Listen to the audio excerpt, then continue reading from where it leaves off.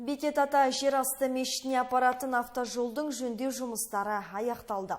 Жаңғыртылған жолдың жалпы ұзындығы 97 шақырым. Өңірге келетін ішкі және сыртқы туристердің санын арттыруда бұл жобаның маңызы зор.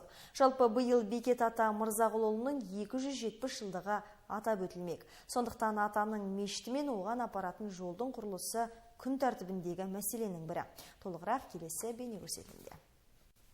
Әлеуметтік маңызы зор жолдың құрылысы 2017 жылы басталған болатын. Ұзындығы 97 шақырым жолды жаңғырту 2 кезең бойынша жүргізілді. Алғашқы бөлігінде 51 шақырым жол жөнделген. Жоба құны 5 миллиард 460 миллион теңге. Ал 46 шақырымды құрайтын екінші кезеңде 4 миллиард 554 миллион теңге қаржы жұмсалған. Қазіргі таңда құрылыс жұмыстары толығымен аяқталды. Жол белгілері қойылып жатыр.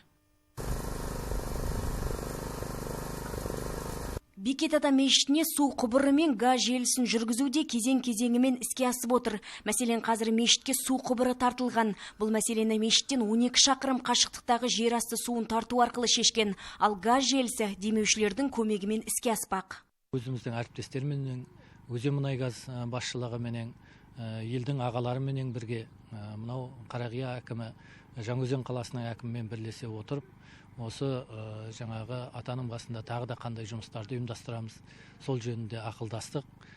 Қазір енді бірден бір мәселе болып тұрған, бұл атаның басына газ әкелу, сосын жаңағы келген суды тұшытып халықтың игілігіне жарату мақсатында.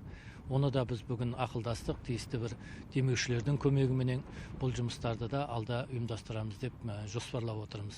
Шопан атаның басында да осындай су тарту, осының басында көгалдандыру, абаттандыру жұмыстарын жүргізу мақсатында оны да жоспарлап отырмыз. Шопан ата мешітінің аумағы абаттандырылып, жалпы қауым басын қалпына келтіру жұмыстарды жүргізіліп жатыр. Айман Нұрмағамбет, Саламат Қайыпов, жаңалықтар.